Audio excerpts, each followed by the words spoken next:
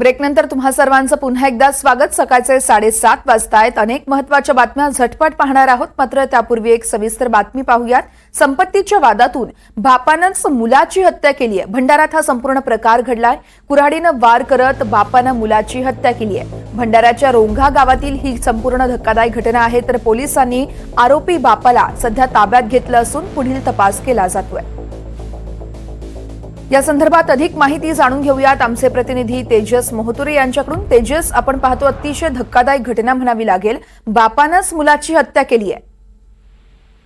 नक्कीच वर्षा, एक धक्कादायक घटना भंडारा जिल्ह्यातील तुमसर तालुक्यातील रोंगा या गावात घडली। खऱ्या अर्थानं मुलाच्या आणि वडिलांची नेहमी वाद होत होता जागेसाठी, आणि त्याच बापाने आपल्या पोटच्या मुलाला फराजांची हत्या केली।